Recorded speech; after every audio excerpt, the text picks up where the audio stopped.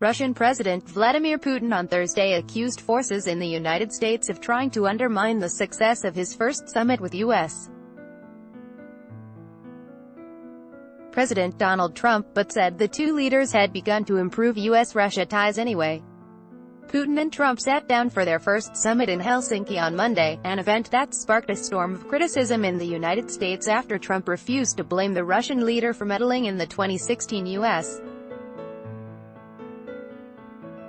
election, something Putin denies. Sponsored Trump later said he had misspoken and accused some people of hating the fact that he got along with Putin. The White House has been struggling to contain a political outcry and confusion over the summit ever since. Putin, speaking to Russian diplomats from around the world assembled in Moscow, said on Thursday the Helsinki summit had been successful. It was successful overall and led to some useful agreements. Of course, let's see how events will develop further, he said, without disclosing the nature of the agreements he referred to. However, Putin said, powerful U.S. forces were trying to sabotage what the summit had achieved. We see that there are forces in the United States that are prepared to casually sacrifice Russian-U.S. relations, to sacrifice them for their ambitions in an internal political battle in the United States. Those same forces appeared ready to sacrifice hundreds of thousands of U.S. jobs and hurt U.S. business and security while waging their divisive political battle, Putin said.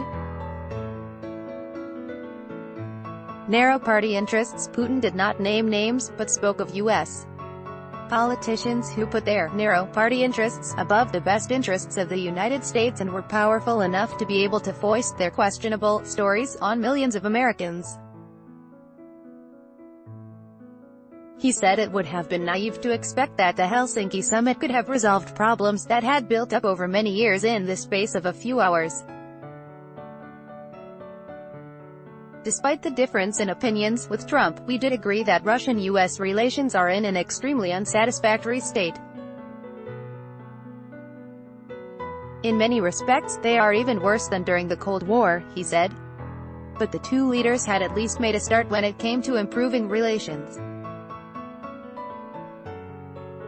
The path to positive changes has all the same begun, said Putin. It's important that a full-scale meeting has finally taken place, allowing us to talk directly.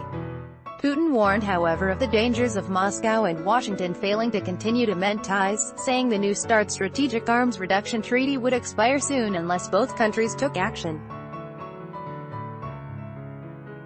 If today, right now, work on extending it is not begun, it will simply expire in a year and a half. Additional reporting by Tom Baumfirth and Gabrielle Tetreau-Farber, writing by Andrew Osborne, editing by Peter Graff.